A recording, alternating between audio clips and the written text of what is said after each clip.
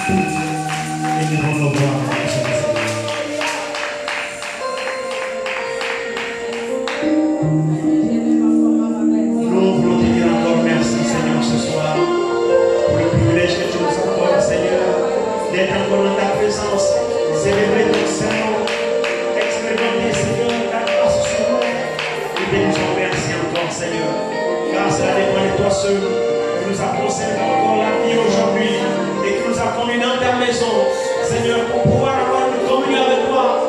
Nous ne sommes pas déplacés ce soir comme d'habitude, mais nous sommes venus avec une vive attente, Seigneur, de t'expérimenter, de te rendre l'honneur et la gloire qui te sont dues, parce que nous sommes ton peuple. Tu nous as rachetés pour que nous puissions te glorifier. Et ce soir, Seigneur, nous n'avons pas dérogé à la règle. Nous t'avons exprimé notre joie. Nous t'avons exprimé la reconnaissance de notre cœur. Nous t'avons exprimé, mon Père aimé, la profonde gratitude. Parce que nous savons, Seigneur, que ce que nous sommes, nous te le devons, Père. Merci pour le salut. Merci pour la guérison. Merci pour la délivrance. Merci pour la sanctification. Merci pour la purification. Merci pour ce que tu as fait de nous, Seigneur. Parce que nous réalisons que si nous sommes là où nous sommes, Père, c'est simplement pas ta grâce. Comme cette sœur pouvait le dire, que je ne suis pas celle que je devais être. Je ne suis pas celle que je voudrais être. Mais une chose est certaine, je ne suis plus celui que j'étais. Nous avons fait le chemin avec toi, Seigneur. Toi qui nous as péchés dans la cour. Toi qui as quitté ton trône de gloire. Et que tu es descendu, Seigneur, pour nous racheter. Seigneur, mon Père, merci de m'avoir sorti la cour du péché. Merci de m'avoir péché. Merci de m'avoir lavé. Merci de m'avoir nettoyé. Merci de m'avoir purifié, Seigneur. Merci de m'avoir éclairé à ton service. Merci pour mon frère. Merci pour ma soeur. Ce soir, Seigneur, purifie-nous et nous serons purifiés. Sanctifie-nous et nous serons sanctifiés. Sauve-nous et nous serons sauvés. Seigneur, pardonne nos fautes. Pardonne nos faiblesses, Seigneur. Merci pour ta grâce. Merci pour ta bonté. Nous t'avons loué et chanté, Père.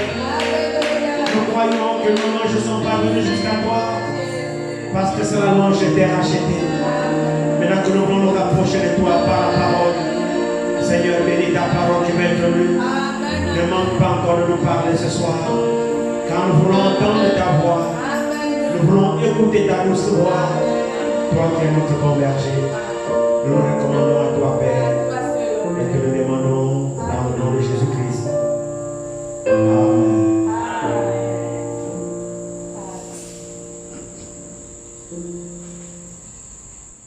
Prenons nos Bibles dans le livre de Nombre.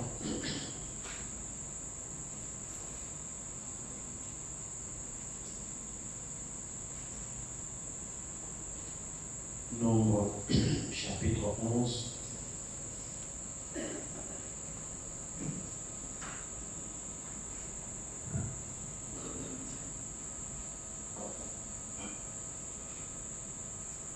Nombre chapitre 11. Nous lisons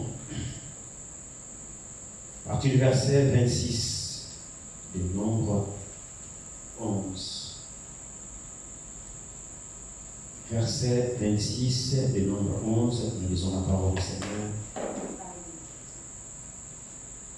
Commençons verset 25. L'Éternel descendit dans la nuée et parla à Moïse.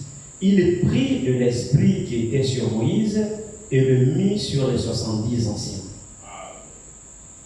Et dès que l'esprit reposa sur eux, ils prophétisèrent. Mais ils ne continuèrent pas.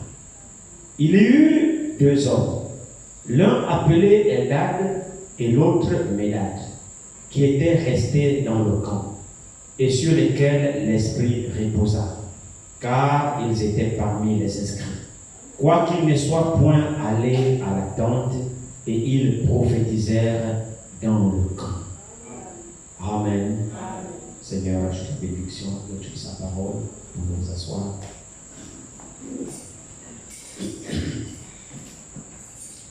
Nous remercions encore le Seigneur pour la grâce qu'il nous accorde d'être encore à son service ce soir. Et le passage d'introduction que mon frère a lu ici dans Jean chapitre 10 est tellement important. C'est le passage que nous connaissons tous.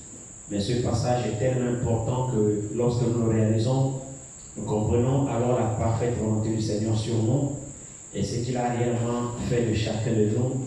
Si réellement nous pouvons avoir la foi et comprendre la portée de toutes ces paroles, vraiment nous ferons des exploits avec le Seigneur. Mais le plus souvent, la pression du monde, la pression de la vie, la pression des difficultés nous nous empêche toujours d'avoir cette véritable confiance dans le Seigneur. Dans le Jean chapitre 10, la Bible dit qu'il est le bon berger. On va peut-être revenir là-dessus. C'est le passage que nous connaissons, mais qui est tellement important pour nous, comme chaque parole même d'ailleurs. Voyez, le Seigneur nous dit ici, Jean 10, en vérité, je vous le dis, celui qui n'entre pas par la porte dans la bergerie, mais qui monte par ailleurs, est un voleur et un brigand. Mais celui qui entre par la porte est le berger des brebis. Le portier lui ouvre et les brebis entendent sa voix. Il appelle par leur nom les brebis qui lui appartiennent. Et il les conduit dehors. C'est merveilleux tout ça. Le Seigneur parle en termes de parole. Comme je l'ai dit souvent, que le Seigneur utilise toujours un langage que, avec le Seigneur, ce n'est pas un problème d'intellectualisme. Avec le Seigneur, ce n'est pas un problème d'instruction selon le monde. Mais le Seigneur a son instruction à lui. Le messager disait toujours que moi, je n'ai pas étudié, mais je suis un typologue. C'est-à-dire, lui, il a reçu la révélation de la parole par des types. Donc, il s'est surnommé typologue. Donc, il comprenait Dieu par la nature. Il n'allez pas chercher Dieu dans la science. Non, Dieu est dans la nature. Les types et les hommes, quand vous considérez la nature, alors vous voyez Dieu. Et Dieu nous enseigne même par la nature. Donc, ce n'est pas un problème que tu sois complexé. Bon, je n'ai pas été à l'école, je n'ai pas fait d'autres études. Ça n'a rien à voir avec l'affaire de Dieu.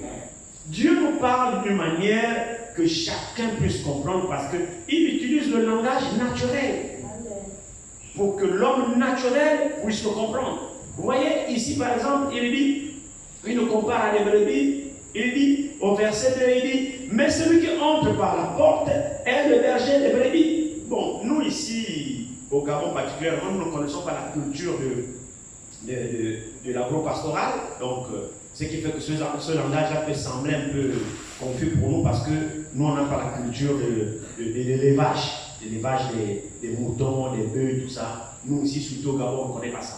Mais le Cameroun, les pays de l'Afrique de l'Ouest connaissent ça. On les appelle des pasteurs. Donc, ce sont des gens qui élèvent des brebis, des bœufs, ils ont toutes ces choses-là. Ils sont habitués aux bêtes. Tellement qu'ils sont habitués aux bêtes, et les bêtes aussi sont habituées à eux, à telle enseigne qu'il y a une complicité qui s'est développée entre les bêtes et le berger, entre les bêtes et le pasteur.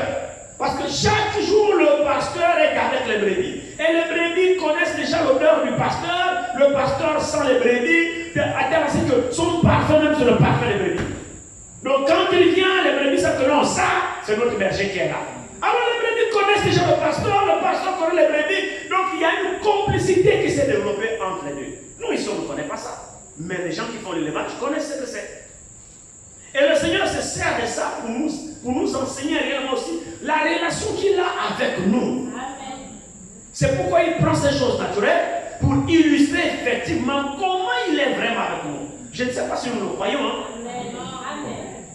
Mais croyons-le. Le portier ouvre et les brebis entendent sa voix. Là, je suis au verset 3. Le portier ouvre et les brebis entendent sa voix. Il appelle par leur nom les brebis qui lui appartiennent. Amen. Et il les conduit dehors. Lorsqu'il les a fait sortir toutes ses propres brebis, il marche devant elles. Et les brebis le suivent parce qu'elles connaissent sa voix. Mets-toi à cette place. Réalise-toi cette image. La brebis, en fait, c'est toi. Amen. Ici, le Seigneur parle de moi. Amen. Le Seigneur ici parle de toi, sœur. Il parle de toi, frère. Amen. Il est le berger. Il t'a appelé par son nom. Parce qu'il te connaît. C'est ça la relation que Dieu a avec nous. Amen. Ne pensons pas que nous prions Dieu ou bien nous croyons Dieu au hasard. Non. Il nous a vraiment appelés. Sinon, pourquoi tu es là? Sinon, pourquoi le haut et le bas, tu es toujours debout? Amen. Sinon, pourquoi malgré les déceptions, tu tiens toujours bon? Amen. Mais c'est parce que Dieu t'a connu et il t'a appelé par ton nom. Amen. Pourquoi tu vois incapable ou impossible pour toi d'abandonner le Seigneur? Amen. Pourquoi? Amen. Ce n'est pas l'occasion pour toi d'abandonner le Seigneur qui n'a manqué. Il y a eu des opportunités pour toi de courir comme je jette l'éponge, je retourne dans le monde. Pourquoi tu n'y arrives pas? Mais tu sais que c'est possible chez toi. fait tout sauf ça, non? Mais ce n'est pas de toi-même. C'est parce qu'il t'a connu. Amen. Donc malgré les hauts et les bas, ça ne rentre pas en ligne de compte. Parce que le jour-là, tu as entendu ton nom. Amen. C'est pourquoi tu te sens concerné par la parole. C'est pourquoi tu te sens impliqué par la parole. Tu ne peux pas abandonner. Amen. Même la pensée d'abandonner ne traverse même pas ton esprit. Amen. Est-ce que c'est la vérité? Amen. Je parle sur le du Seigneur. Amen. Ce sentiment-là, vous l'avez quand même? Amen. Ou bien vous voulez l'abandonner demain? Non. Non, c'est pas possible. Amen. Non, non, non. Pourquoi? Il est devant. Amen. Et moi, je le suis. Amen. C'est la relation que le Seigneur veut établir avec nous. Amen. Il veut vraiment prendre soin de nous. Et il a les capacités de prendre soin de nous. Oui. Il dit ici, j'ai trouvé cela important, quand mon frère le lisait ici. Il dit ici, il dit, verset 4. Lorsqu'il a fait sortir ses propres brebis, il marche devant elle. Et les brebis le suivent, parce qu'elles connaissent sa voix. Amen. La voix ici, c'est le son que vous entendez. Amen. Alors la Bible dit, les brebis là connaissent sa voix. Mais oui, pourquoi? Mais parce qu'à force d'être ensemble avec les brebis, à force de parler aux brebis, ils ne sont pas des bêtes, des animaux qui n'ont certainement pas de conscience. Mais l'animal a réussi à mémoriser la voix du pasteur. Parce que la brebis, chaque jour, écoute cette voix. Chaque jour, écoute cette voix. Donc, la brebis a fini par mémoriser cette voix dans son intérieur. Donc, la bête a la capacité quand même de mémoriser la voix de son pasteur, de son berger. Là, nous parlons de l'animal. À plus forte raison, un enfant de Dieu ne peut-il pas identifier la voix de Dieu? Amen. Lorsque Dieu parle, tu n'es pas capable de reconnaître, oui, ça c'est mon père qui parle. Amen. Si une bête naturelle peut identifier et reconnaître la voix de son berger, à plus forte raison des hommes. Amen. Est-ce que toi ici tu reconnais la voix de Dieu? Amen. Est-ce que toi tu reconnais quand Dieu te parle? Tu es capable d'identifier, ça c'est la voix de Dieu, ça c'est la parole de Dieu. Mais nous savons que la voix de Dieu c'est sa parole. Amen. Il dit ici, elles ne suivront point un étranger, mais elles fuiront loin de lui, parce qu'elles ne connaissent pas la voix des étrangers. Elles fuiront. Ici on parle de bêtes. Elles fuiront la voix des étrangers, parce que quand l'étranger parle, la voix qu'il a préenregistrée en lui, chaque jour qu'il écoute là, la voix là, non, c'est pas la voix que j'écoute souvent, parce que la voix elle me parle souvent. Chaque jour elle me parle, je suis habitué à cette voix. Maintenant la voix qui parle, non, c'est pas la voix là. Frère, donc les bêtes ont une intelligence quand même. Les bêtes ont une intelligence de reconnaître la voix de leur berger. À ce moment où je suis tenté de dire même que les bêtes sont plus intelligentes même que les humains.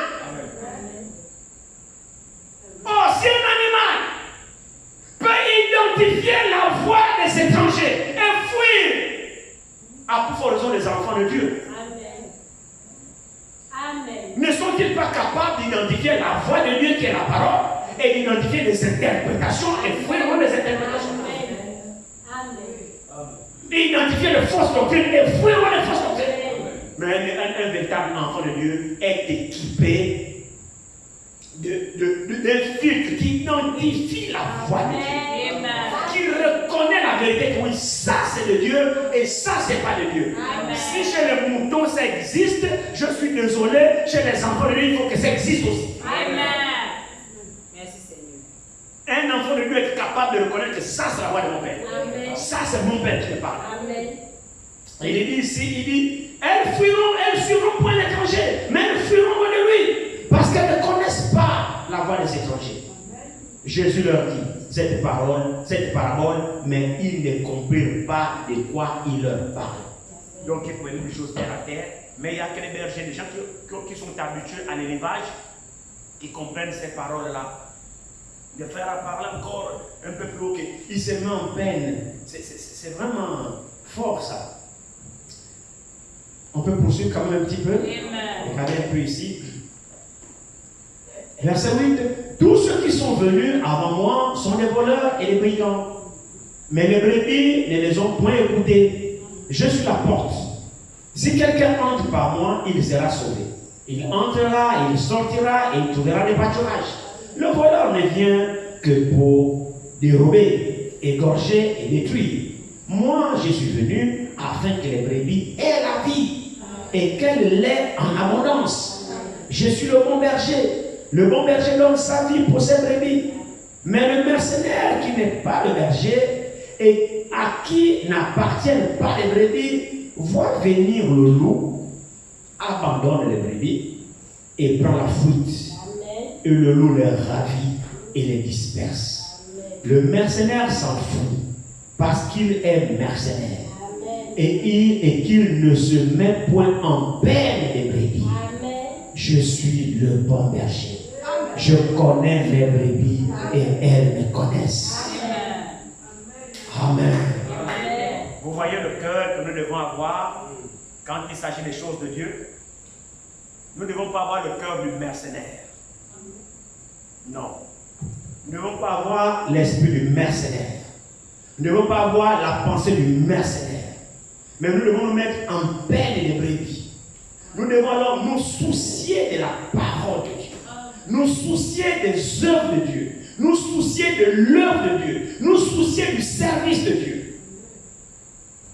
C'est quand nous nous mettons en souci pour les choses de Dieu qu'alors Dieu travaille avec nous. Vous voyez ici, Pour retourner rapidement dans le texte d'introduction, le Seigneur, le peuple d'Israël, avec Moïse comme conducteur, ici, il est arrivé que le peuple de Dieu, c'est un peuple difficile. en réalité, ce n'est pas seulement le peuple de Dieu, mais l'homme est la tâche la plus difficile à conduire. Quand vous êtes à la tête des hommes, diriger les hommes, c'est la chose la plus difficile à faire. C'est vrai. Diriger les hommes, c'est difficile à faire. Pour la simple raison que les hommes, chacun a sa pensée, chacun a son esprit, chacun a sa préoccupation, chacun a son objectif. Alors pour les coordonner, les diriger, c'est des problèmes. C'est compliqué. Il faut une certaine qualité pour conduire le peuple. Pour conduire rien que les hommes. Je ne parle pas d'abord des hommes de Dieu, des enfants de Dieu, mais je parle d'abord des hommes en général. Regardez dans nos sociétés que nous dirigeons souvent. Quand tu es DRH, directeur des ressources humaines, mon frère et ma soeur, mais attends-toi à recevoir toutes les doléances du peuple. Chaque employé voudrait voir sa situation changer. Oui. Chaque travailleur viendra chez toi cogner à ta porte, monsieur le directeur général. Ah, voilà ma soeur. Oh, depuis que je suis là, oh, ça fait 5 ans, pas d'avancement. Oh, il manque tel prix. Il faut ceci, il faut cela. Il faut quoi? Il faut chercher à satisfaire tout le monde. Gérer les hommes, c'est le travail le plus difficile que de gérer les moutons. Alors nous voyons ici que le peuple d'Israël, ici, Dieu a choisi Moïse. Il dit, va me délivrer ce peuple. Tu vas, c'est toi que j'ai choisi, tu vas l'amener à la terre promise. Moïse a refusé. Dieu a dit, c'est toi. Vas-y. Moïse est parti. La mission a été accomplie. Le peuple est sorti et ils sont dans la marche. Donc là, nous sommes sur la marche, dans le désert pendant qu'ils marchaient. Le peuple a fait voir de toutes les couleurs Moïse. Malgré que Dieu confirmait sa présence, malgré que le peuple voyait Dieu agir, malgré que le peuple voyait les miracles, mais le cœur de l'homme, frère, est un cœur insatisfait. Vous ne pouvez pas satisfaire l'homme. L'homme aujourd'hui va vous demander, je veux le pain, j'aime manger le pain. Donne à l'homme le pain tous les jours. Au bout d'un certain moment, il va te dire, ah, le pain. Mais n'est-ce pas toi qui vas demander le pain? Dis alors, maintenant tu veux quoi? Bon, je veux maintenant, j'en sais rien, je veux maintenant les biscuits. Ok, d'accord. Donne alors les biscuits. Au bout d'un certain moment, il y a quel monsieur avec les biscuits. L'homme est insatisfait. C'est ça la nature de l'homme. Alors diriger les hommes, c'est compliqué, frère. Pour la simple raison que l'homme lui-même, à un moment donné, il ne sait même pas ce qu'il veut.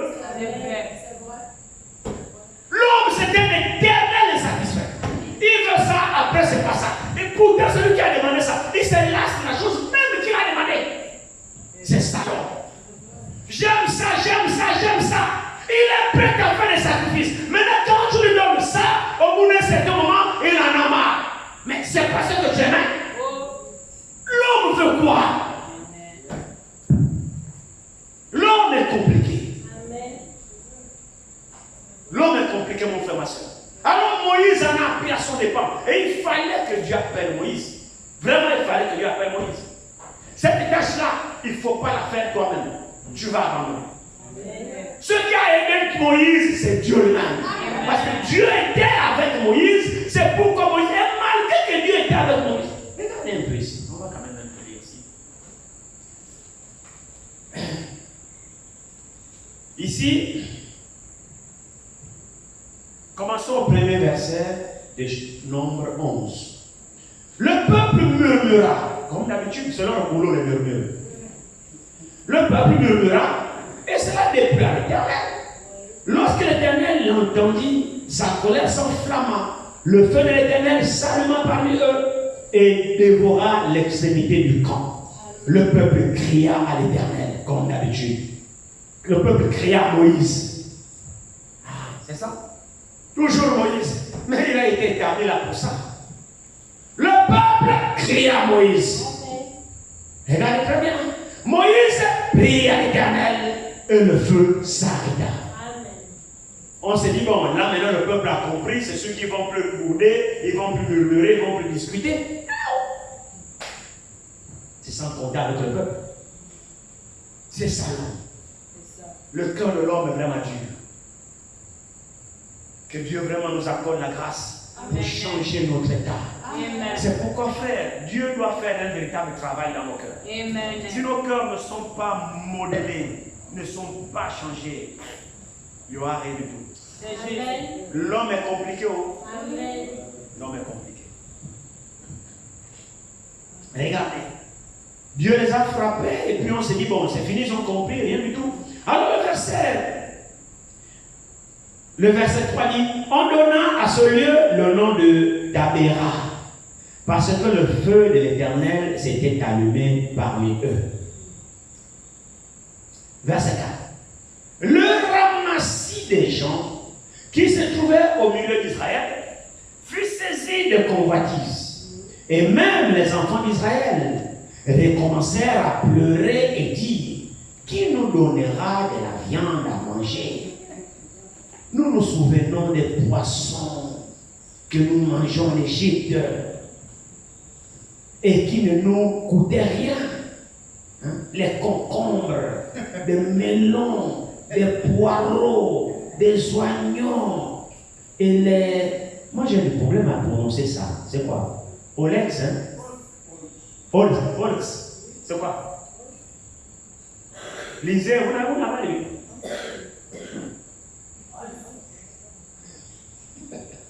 Quoi, vous avez un problème pour moi? C'est A-U-L-X. Ols. Bon, en tout cas, Ols. Maintenant, je sais que c'est bon. Je n'ai pas eu le temps de fouiller et de chercher. Verset 6. Maintenant, notre âme est desséchée. Plus rien. Nos yeux ne voient que de la manne. La manne ressemblait à de la graine de coriandre et avait l'apparence de lion. Le peuple se dispersait pour la ramasser. Il la broyait avec les meules. On la pilait dans un mortier et la cuisait au feu, au pot. Et on en faisait des gâteaux. Elle avait le goût d'un gâteau à l'huile. Dans la rosée descendait la nuit. Quand la rosée descendait la nuit sur le camp, la manne y descendait aussi. J'étais en train de penser, j'ai dit, oh Seigneur. Vous savez, quand vous êtes dans une certaine atmosphère de méditation, vous êtes vraiment plongé dans la présence du Seigneur et que le Saint-Esprit vous fait grâce d'être en votre compagnie pendant que vous méditez, vous réalisez beaucoup de choses.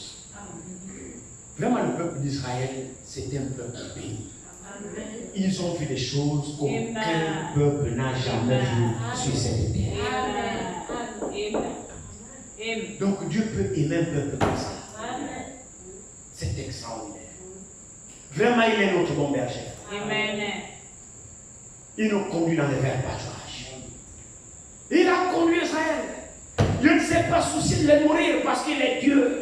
Il connaît ses capacités, il connaît sa puissance et le chemin qui les a menés. Le peuple n'avait qu'une seule chose à faire, c'est de s'abandonner dans les mains de Dieu. Amen. aussi vraiment ce soir, nous pouvons réaliser aussi ces choses. Que nos soucis, nous les laissons de côté. Amen. Frères et sœurs, pour l'amour de Dieu, que nous puissions comprendre ces choses. Amen. Dieu connaît les soucis que tu as. Oui. Amen. Les problèmes que tu as, Dieu les connaît. Que ce soit le Saint-Esprit te le révèle. Amen.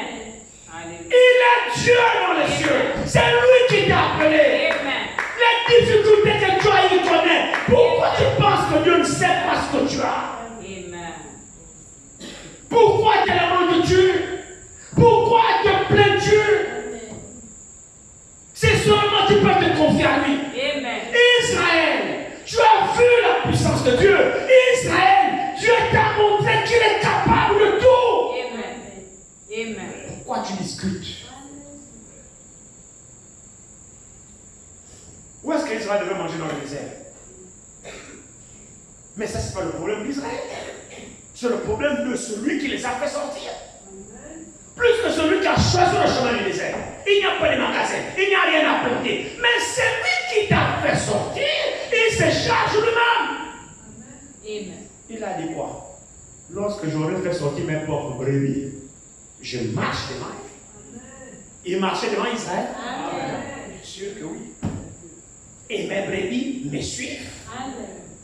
Marchons à sa suite. Amen. Plus que le chemin, c'est lui qui nous conduit, c'est lui qui est devant. Quand tu as faim sur le chemin, demande-lui à manger. Amen. Si tu as soif sur la route, demande-lui à boire. Amen. C'est lui-même qui te conduit sur ce chemin. Amen. Amen. Amen. Alors Israël, la manne, je pensais à ça, je dis waouh. Quand la rosée descendait, la manne descendait. Et le peuple n'avait qu'à ramasser et manger. Au nombre qu'ils étaient, ils n'achetaient rien. Ils le ramassaient et ils le mangeaient. Quel est le peuple que la nourriture est quittée du ciel, tombée, vous ramassez, vous mangez? Quel est ce peuple-là? C'est quel pays? Mais je ne sais pas, à un moment donné, Israël s'est habitué et puis se sont lassés.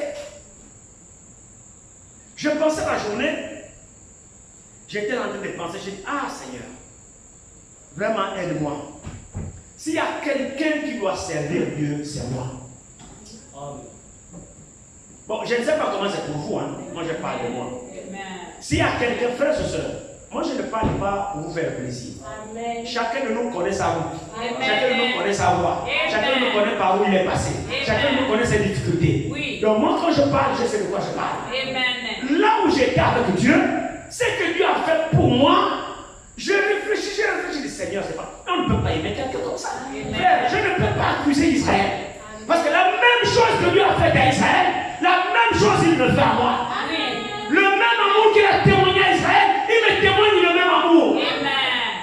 Amen. Maintenant, j'ai l'avantage sur Israël. Vous savez lequel? C'est parce que le Seigneur m'instruit au travers de la rébellion d'Israël. Lorsque je lis la rébellion d'Israël, le Seigneur m'instruit pour prendre garde. Oui. Amen. Que Seigneur aide-moi Amen. à ne pas suivre le chemin de la rébellion. Accorde-moi la grâce à fermer mes voies, à fermer mes pas. Donne-moi une foi nécessaire. Augmente aussi ma foi. Parce que ce que tu as fait pour moi, je suis sans excuse. Amen. Je dirais quoi? Que je n'ai pas vu Dieu de mes yeux. Oh, moi aussi je l'ai vu, frère. Amen. Je continue à dire que je ne sais pas comment c'est pour vous. Amen. Si vous vous suivez lui encore jusqu'aujourd'hui, par suivisme d'un frère, par le témoignage de quelqu'un, moi ici devant vous, je ne suis pas Dieu par le témoignage de quelqu'un. Amen. C'est parce que moi aussi je l'ai expérimenté. Amen. Moi aussi je l'ai vu. Amen. Voyez-moi sur parole. Amen. Aujourd'hui, je ne peux pas douter de Dieu. Amen. Je ne peux pas. Amen. Même si le diable, même physiquement, se présente devant moi aujourd'hui, mais dit que Dieu n'existe pas, je lui dirai retourne où tu viens. Amen. Parce que je l'ai vu. Amen. Dans ma vie, je l'ai vu. Oui. Il m'a prouvé qu'il est Dieu. Amen. Il me l'a prouvé moi. Maintenant, qu'est-ce qu'elle attend de moi en retour? C'est de le servir. Amen. Ça va, non? Amen. Avançons un petit peu, parce que le temps est toujours pour les jours ordinaires. Il dit ici, Verset 10 de Nombre 11. Moïse entendit le peuple qui pleurait, chacun dans sa famille,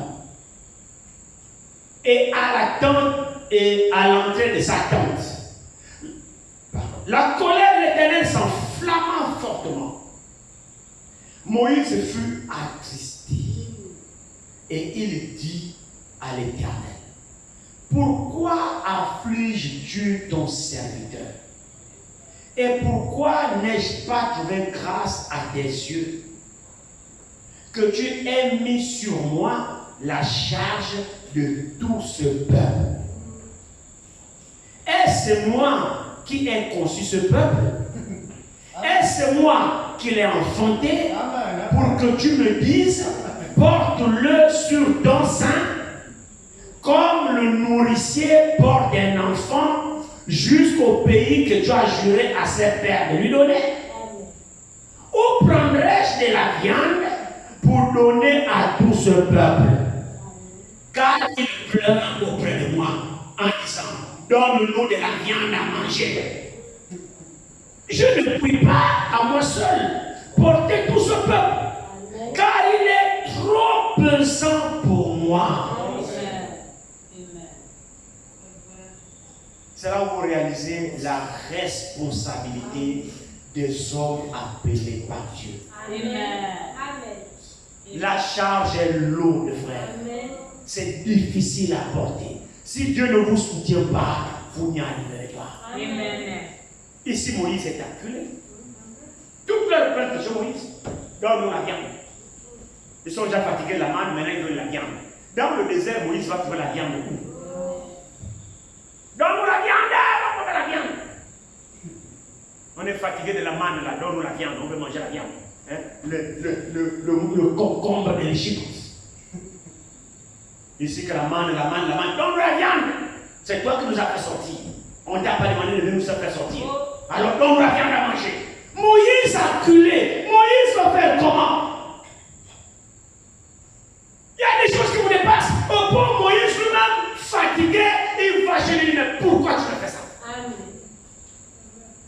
Pourquoi tu ne m'aimes pas? Je mérite ça. Est-ce que ce peuple-là, au point où tu me donnes toute la charge, c'est moi leur père? Tous ces gens, c'est moi qui les ai enfantés. Que tu me donnes toute la charge, chacun de Moïse, Moïse. Non! La charge est trop lourde, je ne peux pas. Frères et sœurs, Moïse était à bout. Et pourtant, c'est Dieu qui l'a envoyé. Mais Moïse seul sur cet étage, il n'allait pas arriver. Là, il exprimait le fond de son cœur. Il me dit, pourquoi tu me fais ça? Je t'ai fait quoi?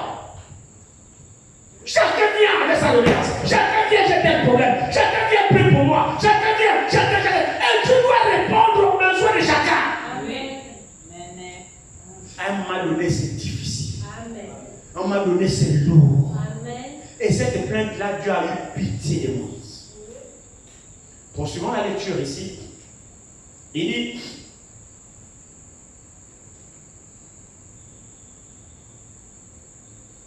verset 15. Plutôt que de me traiter ainsi, tue-moi, je te prie, si je trouve grâce à tes yeux et que je ne vois pas mon malheur. Verset 16. L'Éternel dit à Moïse, assemble auprès de moi 70 hommes, des anciens d'Israël, de ceux que tu connais comme anciens du peuple et ayant autorité sur lui. Amène-les à la tente de l'assignation et qu'ils s'y présentent avec toi. Je descendrai de là, et là je te parlerai. Je prendrai de l'esprit qui est sur toi et je le mettrai sur eux, afin qu'ils portent avec toi la charge du peuple. Amen. Et que tu ne la portes pas à toi seul. Amen. Ah, Dieu a eu pitié de Moïse. Il dit oui, tu as raison. Tu as raison. Mais choisis 70 anciens. Amène-les. Des gens que toi tu reconnais comme anciens et qui ont l'autorité sur le peuple. Rassemble-les, tu me les amènes. Mais ils se mettront pour service comme ça parce qu'il faut l'esprit qui est sur toi, qu'il soit le même esprit sur eux. Parce qu'il faut qu'ils aiment le peuple comme toi. Oui. Il faut qu'il soit qualifié comme toi. Il faut qu'il soit disponible comme toi. Il faut qu'il se sacrifie comme toi. Il faut qu'il porte le peuple dans leur corps comme tu le fais. Amen.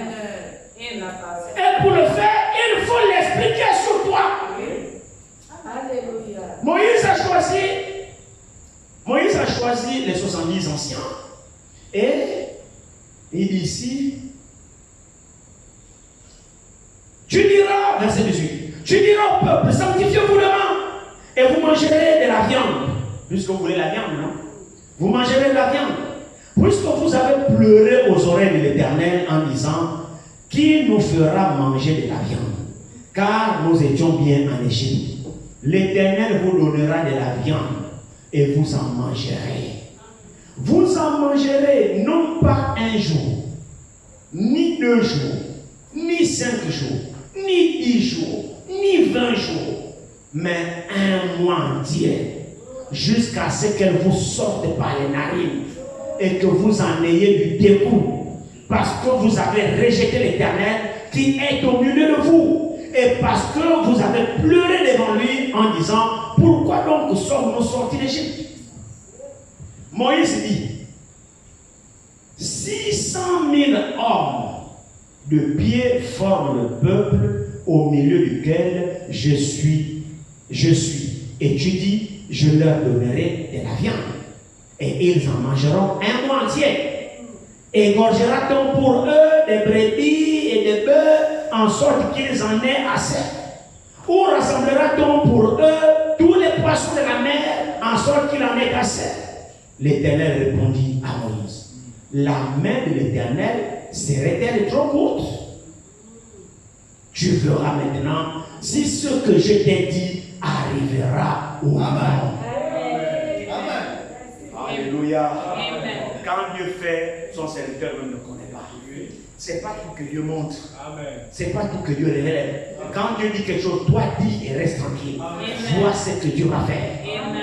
Quand Dieu a annoncé cela, Moïse a parlé que bon, Dieu vous aurez la nourriture, la viande de tout le peuple, non pas 5 jours, non pas 2 jours, pas 20 jours, mais pendant un mois. Mais Dieu n'a pas dit à Moïse où la viande sortirait. Alors Moïse, lorsqu'il sort de la prophétie, il rentre à lui-même et il dit, attends Dieu, finalement, je trouverai la viande là pour donner au peuple. Ils sont au nombre de 600 000. Attends, on tuera tous les bœufs là, le troupeau, ou bien on pêchera tous les bœufs. Comment ça va se passer? Moïse lui-même, il ne sait pas comment la viande viendra. Amen. Mais Dieu lui-même, quand il annonce, il sait ce qu'il va faire. Amen. C'est pourquoi alors il dit à Moïse, oh, mais c'est quoi ton problème? La main de l'Éternel serait trop courte, Moïse. Attends seulement, tu verras. Si je suis capable de faire ce que j'ai dit ou non, attends, je vois. Tes yeux vont voir. Amen. Quand Dieu annonce quelque chose, Dieu l'a fait. C'est pourquoi Dieu agit toujours. La pensée de l'homme ne peut pas saisir comment Dieu agit. Amen. Frère, c'est ce qui est vraiment important. Dieu agit toujours d'une manière surnaturelle. Amen. Et la manière dont Dieu agit, à moins qu'il nous la révèle, sinon ça reste secret. Amen. Tu ne peux pas savoir comment Dieu fera Amen. pour faire telle chose. Amen. Tu ne sais pas. C'est pourquoi toi crois seulement. Amen. Alors ici, Moïse devant ce questionnement, Dieu lui dit, ben, quand tu verras si ce que j'ai annoncé, je peux le faire ou pas. Verset 24. Moïse sortit et rapporta au peuple les paroles de l'Éternel. Il assembla 70 hommes, des anciens du peuple, et les plaça autour de la tente. L'Éternel descendit dans la nuée et parla à Moïse. Il prit de l'esprit qui était sur Moïse et le mit sur les 70 anciens. Et dès que l'esprit reposa sur eux, ils prophétisèrent, mais ils ne continuèrent pas. Je pense à ce passage. Je dis, oh, c'est vraiment fort. Ils prophétisèrent, mais ils ne continuèrent pas. C'est-à-dire, sur la montagne, devant la tente d'assignation, quand Moïse les a choisis les 70, il les a présentés devant l'Éternel. C'était le choix de Moïse. Parce que Dieu lui dit, choisis 70 anciens que toi tu connais, qui sont les chefs du peuple, qui ont l'autorité sur le peuple. Toi Moïse, je te donne cette responsabilité de les choisir. Quand tu les auras choisis, amène-les à ma présence devant la tente d'assignation. Alors j'ai pendant l'esprit qui est sur toi, je leur rester que toi pour conduire le peuple de Dieu. En ce moment-là, tu seras allégé sur la charge que tu as. Alors Moïse a pris 70 anciens et il est allé avec le peuple sur la table d'assignation, devant la table d'assignation. Et l'Éternel est descendu, effectivement. Il a dispersé l'esprit qui était sur Moïse et il a donné une portion aux 70. Quand l'esprit est tombé sur les 70, tous les 70 se sont mis à prophétiser. Devant la table d'assignation. Maintenant, la Bible dit, ils ne continuèrent pas. Ça, c'est par contre quelque chose d'important. Maintenant, regardez très bien ici la suite ici. Regardez. La Bible dit ici, parmi les 70 que Moïse a choisi, l'Écriture dit ici, continue à lire cela ici. Il dit ici, l'Éternel descendit dans la nuée et parla à Moïse. Il prit de l'esprit qui était sur Moïse et le mit sur les 70 anciens.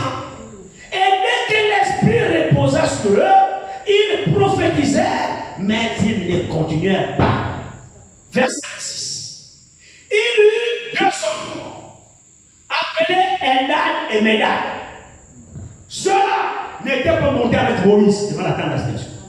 Ils sont restés au camp. Alléluia. Moïse ne les a pas pris. Moïse ne les a pas appelés. Moïse a pris 70, sauf les deux là. Moïse a mis les 70 devant l'Éternel. Dieu a pris l'esprit qui était sur Moïse, il l'a mis sur les 70. Mais il se trouve que, hormis les 70 qui étaient avec Moïse, il y avait deux qui sont restés dans le camp que Moïse n'a pas pris. Mais quand Dieu a pris l'esprit qui était sur Moïse, et là il devait 70, alors Dieu a donné le même esprit à Eldad et à Médad qui étaient dans le camp. Amen. Ça c'est par contre curieux. Amen. Alléluia. Eldad et Médad ont reçu le même esprit et pourtant ils n'étaient pas dans le 70. Amen. Qu'est-ce qui s'est passé? La Bible nous dit ici, regardez très bien. Il y eut deux hommes, l'un appelé Eldad et l'autre Médad, qui étaient restés dans le camp et sur lesquels l'esprit reposa. Amen. Maintenant écoutez, car ils étaient parmi les inscrits.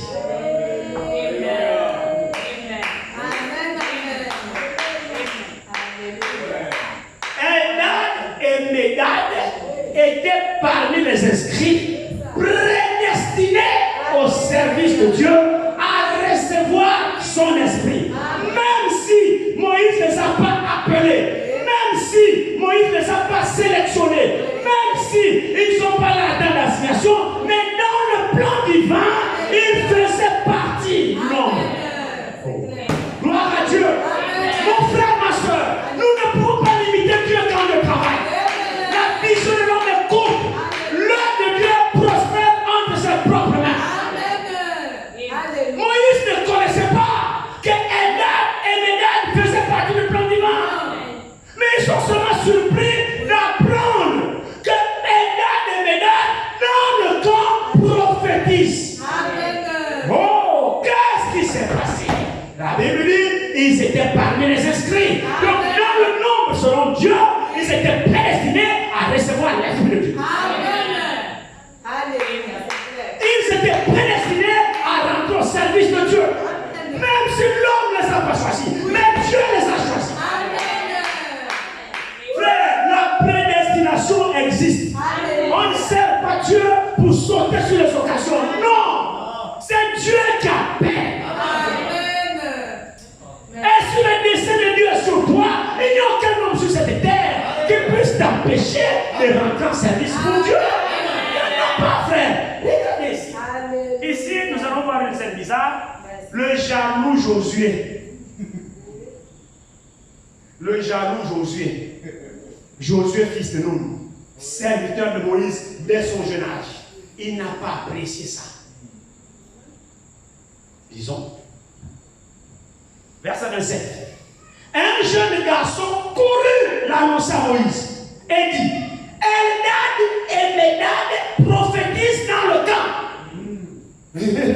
Il ne faisait pas partie de 70 sur la table d'assignation. Comment ça se fait que dans le camp là-bas, ils ont reçu l'esprit? C'est un mécanisme que Moïse ne contrôle pas. C'est pas Moïse qui donne l'esprit aux gens. Je suis désolé, frère. C'est Dieu. Et il donne à qui il veut. Amen. Et il n'a pas de permission à demander à Moïse. Amen. Peu importe Moïse ou qui tu es, il n'a pas d'autorisation à te demander est-ce que je te donne l'esprit à Moussavou? Est-ce que, s'il te plaît, toi mon serviteur, je te donne l'esprit. Frère, non! Ça c'est une leçon. Amen. Amen. C'est une leçon. Dieu est souverain dans ce qu'il fait. Ayons des cœurs purs quand nous sommes au service de Dieu. Amen. De même que Dieu t'a appelé, mais il peut aussi appeler les autres. Amen. Tu n'es pas le seul. Amen. Pour qui tu te prends? Amen. Alléluia.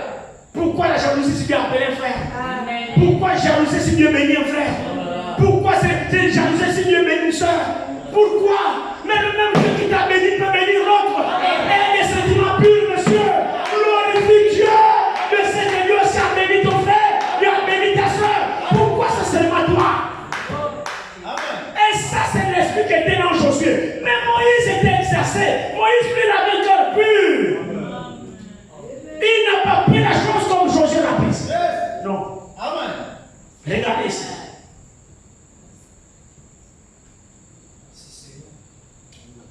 Il dit ici. Un jeune garçon courut annoncer à Moïse et dit Eldad et Médad prophétisent dans le camp. Et Josué, fils de Nun, serviteur de Moïse depuis sa jeunesse, prit la parole et dit Moïse, mon Seigneur, empêche-les. C'est quoi ça? Josué a eu une fausse bonne idée. Josué a eu une mauvaise inspiration. C'est parfait. Moïse empêche-les. Pourquoi? On peut donner toutes les raisons. Ah non, ils ne sont pas venus quand tu as convoqué. Ce n'est pas eux que tu as choisi. Tu ne les as pas prédestinés. Tu ne les as pas fait ceci. Tu ne les as pas fait ceci. Non, Moïse était un homme mûr. Amen. Moïse avait de l'expérience avec Dieu. Moïse savait que si quelqu'un prophétise, c'est qu'il a été choisi par Dieu. Amen. Bon, maintenant, moi, je suis qui, moi, pour empêcher quelqu'un qui prophétise? Non, il ne prophétise pas. Parce que l'esprit qui prophétise, ça vient de moi. Non. Josué était charnel. Oui. Malgré qu'il fût serviteur de Moïse, il était encore charnel. Amen. Il dit ici, il dit et Josué, fils de Nun, serviteur de Moïse, depuis sa jeunesse, prit la parole et dit Moïse, mon Seigneur, empêche-les. Verset 29. Moïse lui répondit es-tu jaloux pour moi? Tu es jaloux à ma place. Tu ne veux pas que les autres prophétisent? En d'autres termes, la souffrance que j'ai là, quand j'ai prié Dieu que pourquoi tu me laisses tout seul, avec toute cette charge-là, tu es là avec moi, tu partages la charge avec moi, tu sais ce que j'ai subi, tu ne sais pas ce que j'ai subi. Ce travail pour un seul homme, je ne peux pas. Toi, tu es là pour l'empêcher, donc tu veux quoi? Tu veux que moi seul, c'est moi seul qui dois tout faire? C'est moi seul que Dieu a appelé? Non. La charge est là sur ma tête. Tu sais ce que j'ai entendu, là, moi? Oh, Moïse va dire, puis sur tout le peuple, l'Éternel est composé de prophètes. Amen. Regardez ici. Moïse lui répondit, es-tu jaloux pour moi, puis tout le peuple, l'Éternel est composé de prophètes? Oui. Alors, de quel Dieu a tout le monde de prophètes? Amen. Et comme ça, je ne suis plus seul. Oui. Je te bénisse. Amen. Au moins, je suis déchargé. Amen. Que tout le monde soit responsable. Dieu donne l'esprit à tous les frères. Que chacun travaille. Ça, c'est quelqu'un qui a les pensées pures. Amen. Pourquoi avoir la jalousie? Et il y a des Josué du temps moderne aujourd'hui. Il y a des Josué du temps moderne qui ne veulent pas reconnaître la grâce que Dieu a faite dans l'autre. Amen.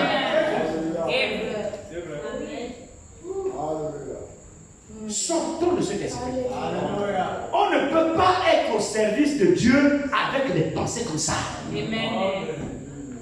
Le même Dieu qui t'a appelé, tu dois comprendre qu'il peut aussi appeler l'autre. Amen. Dieu ne t'a pas dit qu'il n'y a que toi. Non. Et quand vous voyez quelqu'un comme ça, frère, il n'a rien vu. Dieu est souverain, frère. Amen. On ne peut pas cerner Dieu. Et puis Dieu n'est pas notre sol. Non. Dieu ne nous obéit pas, nous obéit pourquoi? Dieu fait ce qu'il veut. Remarquez qu'il n'a même pas prévenu à Moïse. Il n'a pas prévenu à Moïse. Est-ce que c'est vrai? Il n'a pas prévenu à Moïse. Les 70 que Moïse a choisis, selon sa vision, selon ce que bon, je prends tel frère, je prends tel frère, je prends tel frère, je prends tel frère. Ça, c'est Moïse. Selon la connaissance qu'il a de chaque frère. Oh, est-ce que c'est vrai? Regardez ce que la Bible dit. Alléluia. La Bible dit ici, il dit, Amen, amen. l'Éternel dit à Moïse, je suis au verset 16. L'Éternel dit à Moïse, assemble auprès de moi 70 hommes des anciens d'Israël, de ceux que tu connais comme anciens. Vous suivez? Ah. De ceux que toi Moïse, toi, mon serviteur, que toi tu connais comme ancien. Toi, assemble-les. Et tu mets les amènes. Dieu n'a pas été revenu. Dieu a laissé Moïse. En tant qu'homme, Moïse montait un bon frère. Massovidia, c'est un bon frère. Le frère Nisophore, c'est un bon frère. Ambroise, c'est un bon frère. Le fils a choisi 70. Amen. Dans le choix de Moïse, il n'y a pas eu Eldad et Médad. Parce que pour Moïse, il n'a pas estimé qu'ils peuvent être anciens, j'en sais rien. Et Moïse le connaissait, parce qu'ils étaient dans le camp aussi. Mais sauf que le choix de Moïse n'est pas tombé sur Eldad et Médad. J'espère que l'église est avec moi. Amen. Dieu nous dit choisis 70 anciens que toi tu connais comme anciens du peuple, qui ont de l'autorité, et amène-les avec toi. Moïse a fait le choix sans l'intervention de Dieu. Et dans le choix de Moïse, le Eldad et Médad n'étaient pas dans son viseur. Mais sauf qu'ils étaient dans le viseur de Dieu. Amen. Alléluia. Ah oui. Nous avons beaucoup à apprendre de Dieu, frère. Oui. Nous avons beaucoup à apprendre de Dieu. C'est pourquoi que nos cœurs soient toujours purs pour le service de Dieu. N'ayons jamais de préjugés.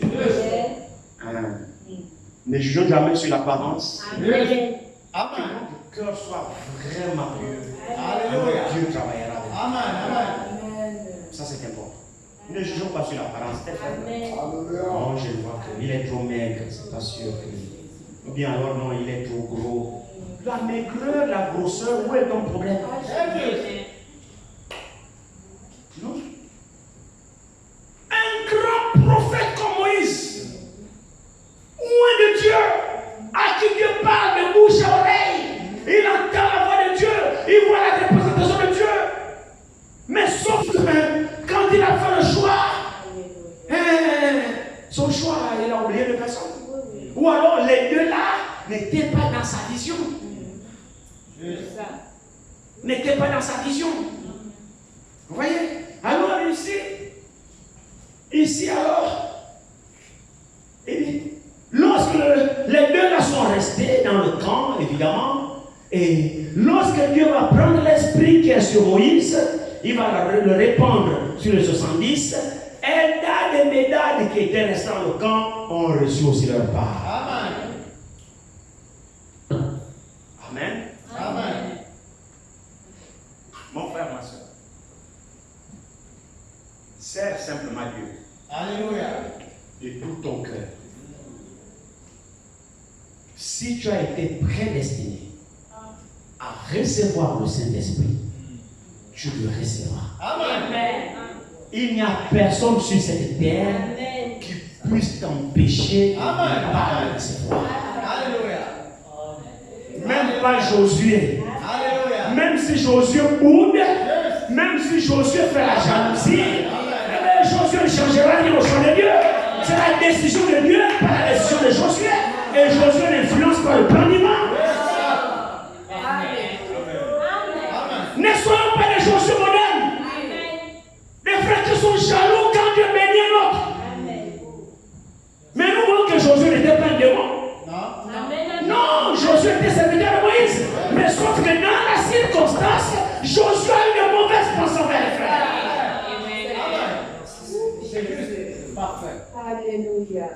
ne sommes pas épargnés. Josué, serviteur de Moïse, depuis son jeune âge, il a grandi avec Moïse, sous l'influence de Moïse. Mais pour la circonstance, Josué a eu une mauvaise pensée. Qu'est-ce qui s'est passé dans la tête de Josué? Josué a été jaloux. Oui. Amen. Moïse le dit ici. Regardez Moïse. Verset 29.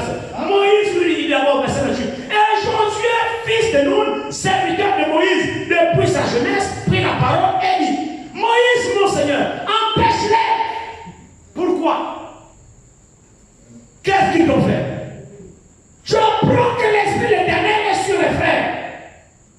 Les frères font l'œuvre de Dieu. Dieu bénit les frères. Les frères prospèrent. Et toi, du fait qu'ils ne sont pas avec toi, tu es jaloux. C'est juste. Ça, c'est pas l'Esprit de Dieu. Amen. Alors Moïse a réprimandé Josué en lui disant, verset 29, Moïse lui répondit: es-tu jaloux pour moi? C'est toi qui vas défendre mon ministère. Josué, c'est pas ton travail. Tu es jaloux à ma place. Je sais ce que ça veut dire. Oui. Es-tu jaloux pour moi? En d'autres termes, tu es jaloux à ma place. Moi-même, je suis le prophète. Oui. Je ne suis pas jaloux. Maintenant, c'est toi qui es jaloux pour moi. Oui. Est-ce que moi, je t'ai dit que j'étais jaloux? Non. Est-ce que moi, je t'ai dit que je prends ça d'un mauvais œil? C'est bien mon esprit qui est sur eux. Amen. Ils ne sont pas plus que moi. Non. Mais ils ont reçu le même esprit que moi. Alléluia. D'où la collaboration de travailler ensemble. Parce qu'on a le même esprit, les mêmes pensées, les mêmes objectifs.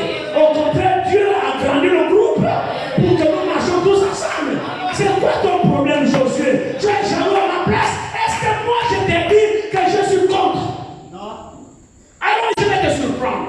Dans ce cas-là, plus le peuple de l'Éternel est composé des prophètes, que tout le monde alors soit prophète. Amen. Amen. Comme ça, tu vas avoir honte. Si on a des dispositions comme ça, ce n'est pas de Dieu. Josué pensait défendre son patron. Amen. Oh non, vous n'êtes pas venu. Quand le patron appelait, le patron n'est pas venu, vous êtes resté dans le camp. Non. Mais le problème, c'est que l'esprit qu'ils ont là, ce n'est pas ton patron qui a donné ça.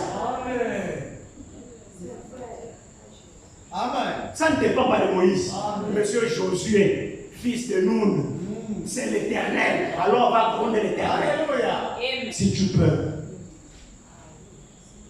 Dieu est souverain. Amen. Dieu fait ce qu'il veut. Alléluia. Quand il veut, comme il veut. Amen. Dieu utilise qui il veut. Amen. Frère, Dieu ne demandera jamais la permission à quelqu'un pour faire un travail. Dieu ne vous demandera jamais la permission à vous s'il veut le choisir. Même si vous me rejetez, même si vous me boudez, ce n'est pas le problème de Dieu. Dieu ne changera jamais son point de vue sur moi à cause de vos bouderies. Si les bouderies de Josué n'ont pas fait changer le point de vue à Dieu sur Eldad et Médad, alors Dieu ne changera pas à cause de vous. Si Dieu a déterminé de travailler avec un frère, ce n'est pas parce que vous boudez que Dieu ne va pas l'utiliser. Oh, vous allez vous casser les dents.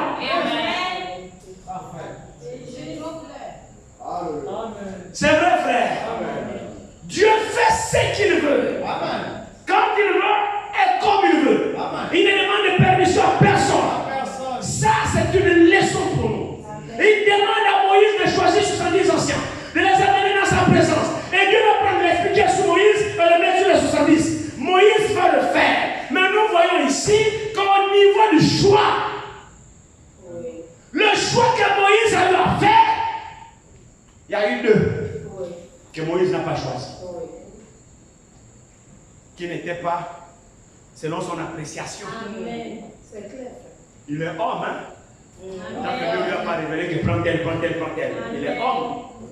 Il a pu prendre ce que lui pensait être bon, Amen. selon sa vision en tant que prophète. Là, il y a beaucoup de choses. Oh, j'ai oublié cette brochure. Je pensais à ça, mais au moment où il fallait que j'aille au bureau la prendre, j'ai oublié de la prendre. Dans votre vie tel qu'il est l'évangile, nous devons faire attention pour les choses de Dieu. Faites très attention et ne pas nous précipiter dans des jugements. Et ça, aujourd'hui, les frères qui sont dans ce message doivent faire attention. Ici, c'est parce que Josué avait un coach spirituel Oui. qui était Moïse. Quelqu'un aguerri et pur. Amen. Sinon, Josué était au bord du blasphème. Amen.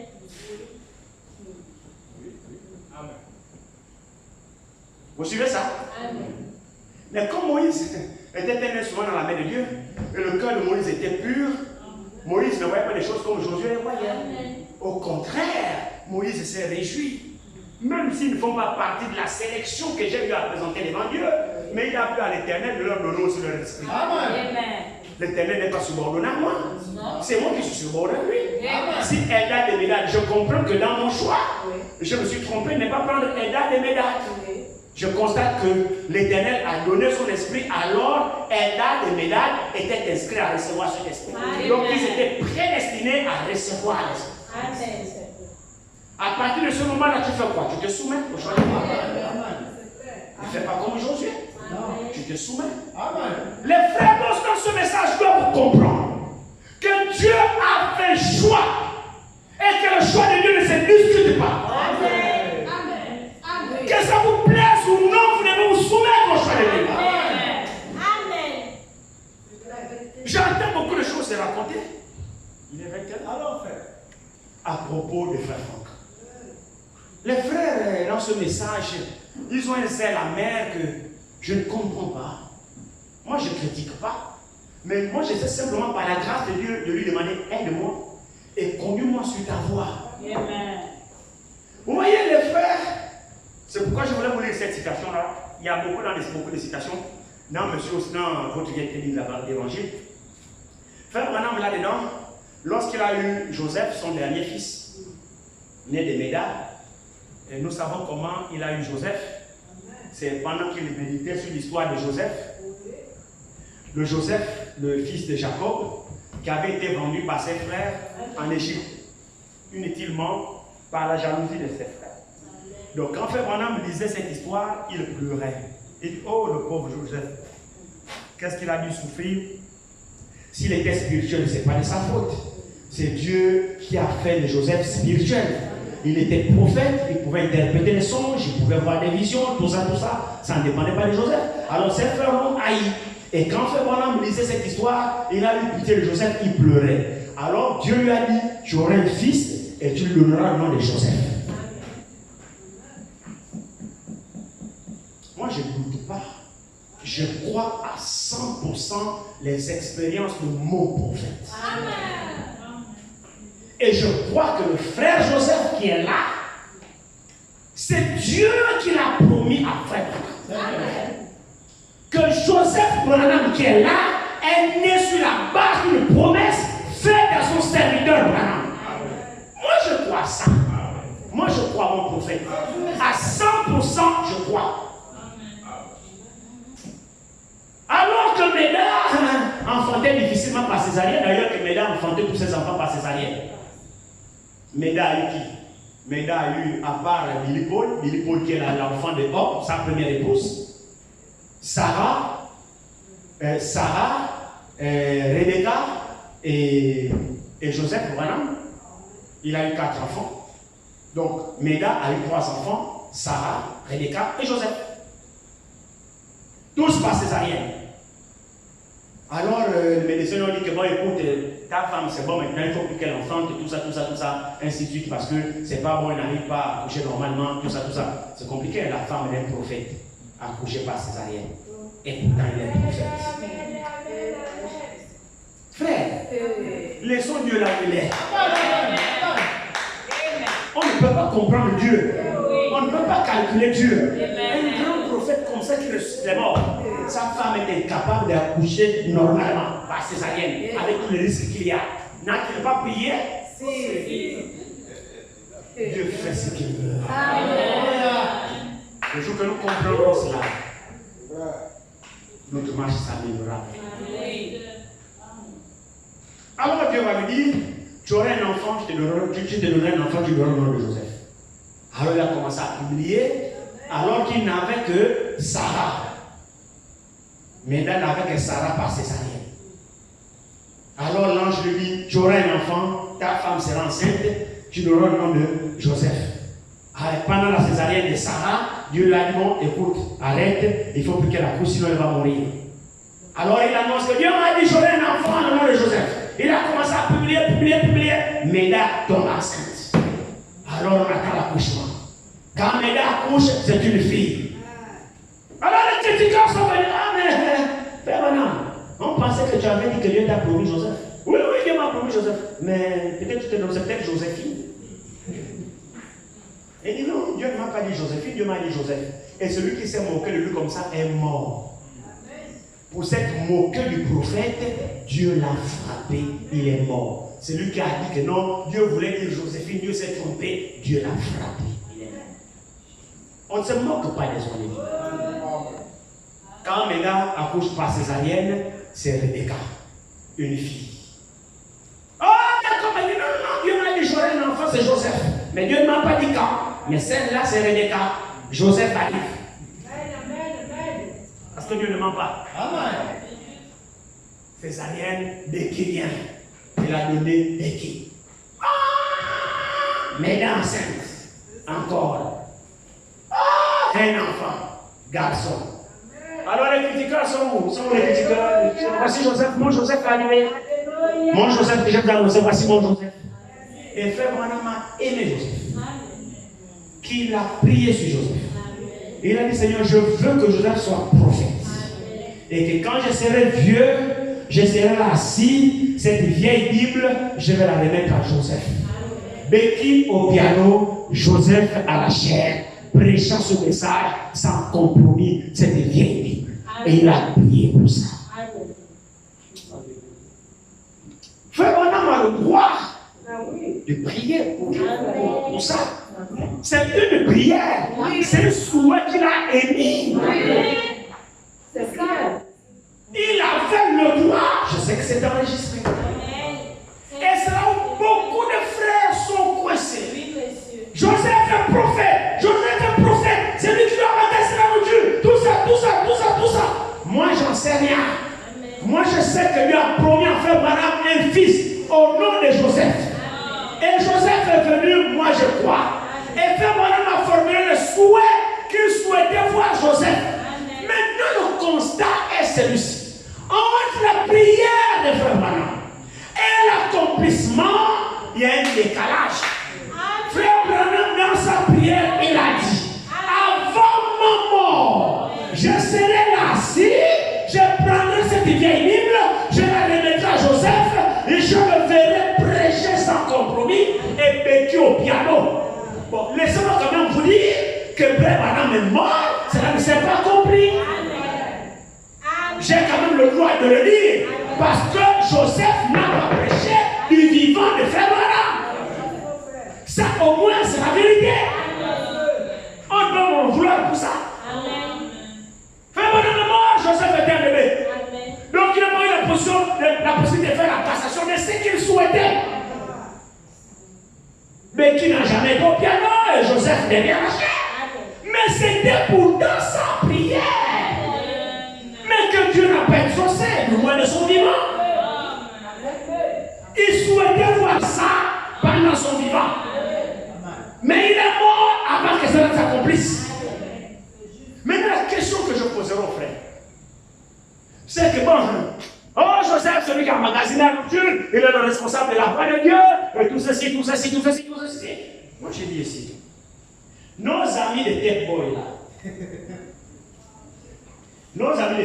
là, la voix de Dieu,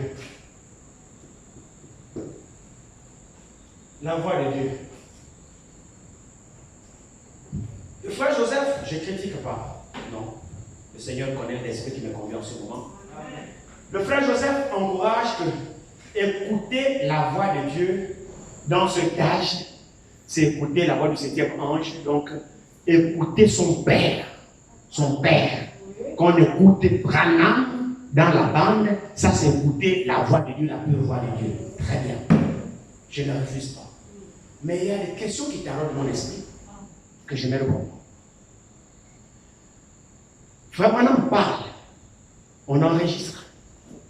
Sauf que la voix de Frère Branham, ce n'est pas tout le monde qui écoute. Il y a les traducteurs. Maintenant, la question que je pose. Les traducteurs, là aussi, c'est la voix de Dieu. Si on parle du principe que la voix du son de Frère Branham, donc son vocal là, le son là, c'est Dieu qui parle, très bien. Les traducteurs chez nous aussi, que nous se comprenons, parce que nous tous on comprend anglais. Nous on comprend à partir de la traduction. Donc la voix du traducteur là aussi, c'est Dieu qui parle. Il y a beaucoup de questions qu'on peut se poser là-dessus.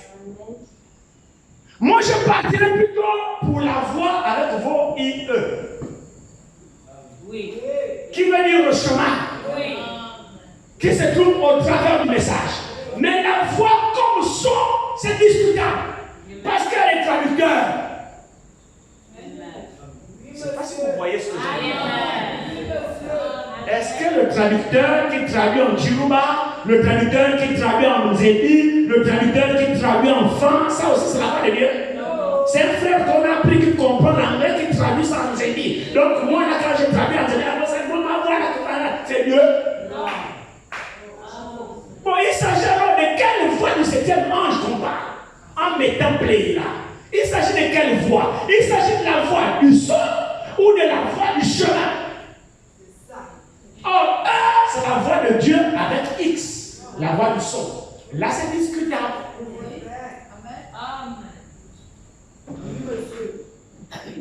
C'est discutable.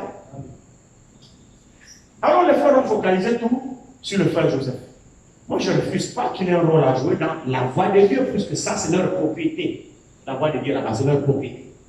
La voix de Dieu le conduit, l'enrichissement de la voix de Dieu. C'est lui le propriétaire, le président de la voix de Dieu. Très bien. Moi, je n'ai rien contre.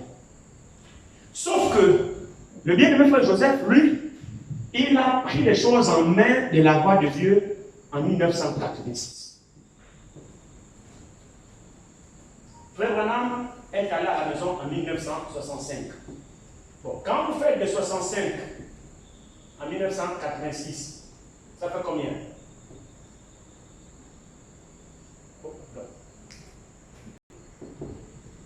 21 ans. Alors, très bien. On va dire alors, si c'est lui le successeur qui doit emmagasiner la nourriture et la distribuer pendant le temps de famine, donc ça voudrait dire que depuis 1965 que le prophète est mort, jusqu'en 86 voire 87, 21 ans, le message est resté par terre oublié. En ce moment, Dieu était où? Dieu ne travaillait pas. Dieu ne faisait rien. Le message n'était pas connu, n'était pas véhiculé. En attendant Joseph qu'il rentre en scène en 86-87.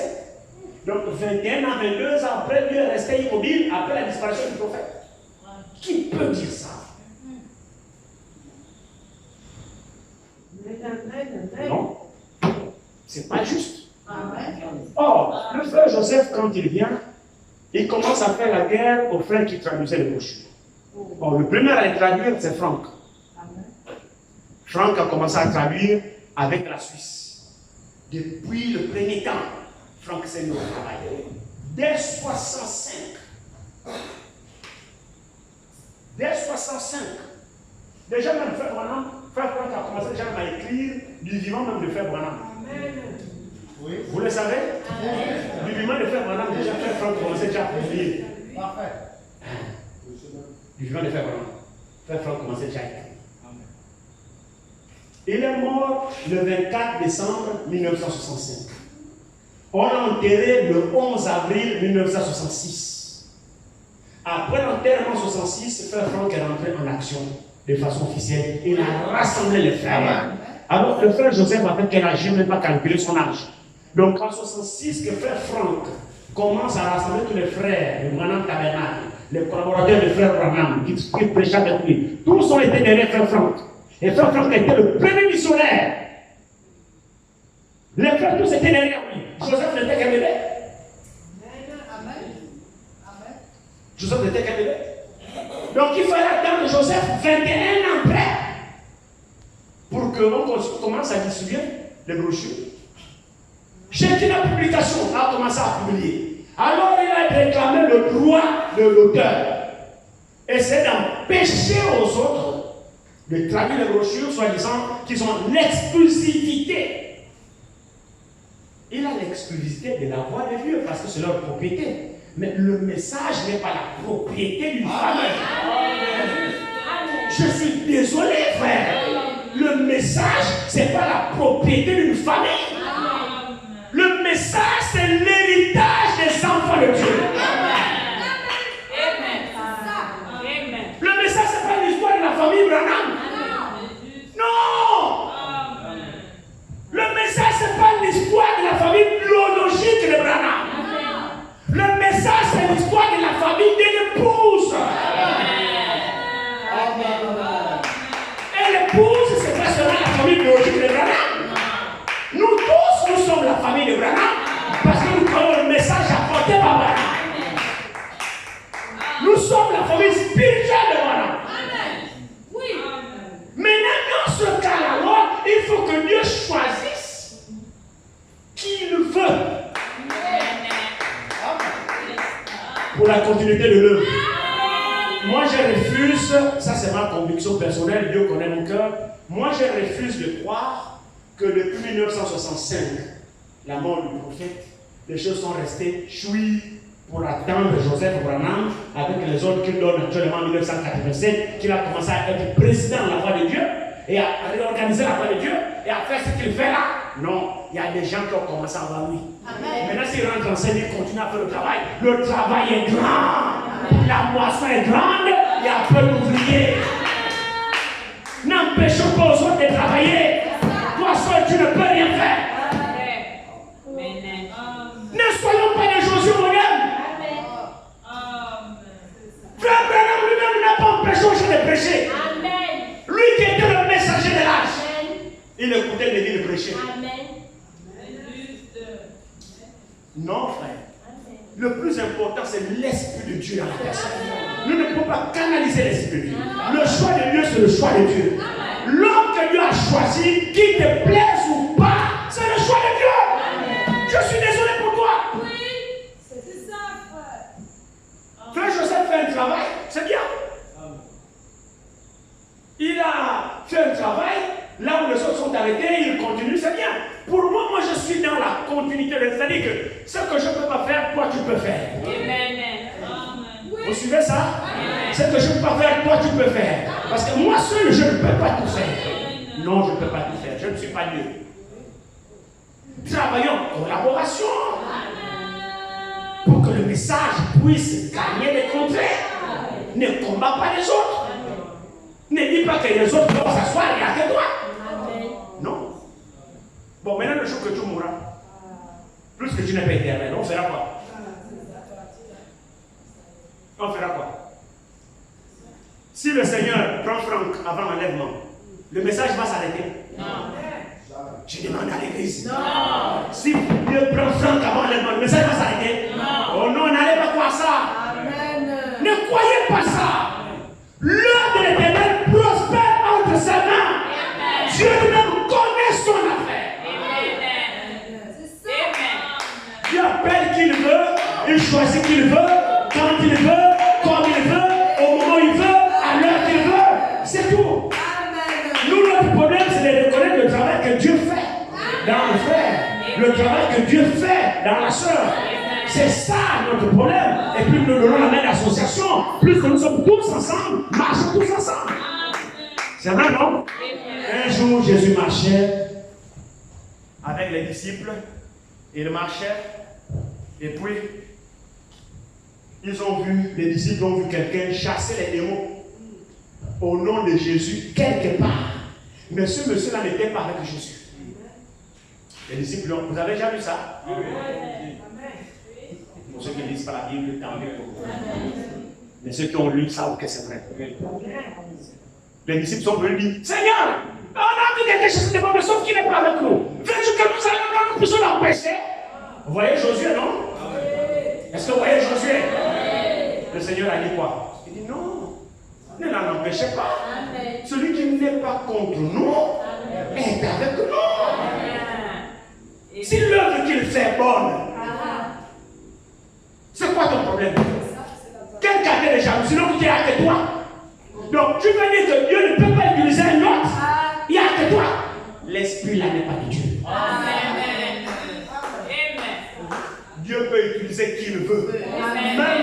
tu méprises. Même celui que tu ne pensais pas que Dieu peut l'utiliser, Dieu va te confondre pour l'utiliser. Tu n'auras que tes yeux pour voir.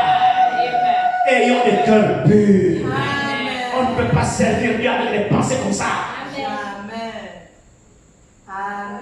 Dieu vous bénisse. Jésus doit y porter la croix tout seul et le monde entier. Oh,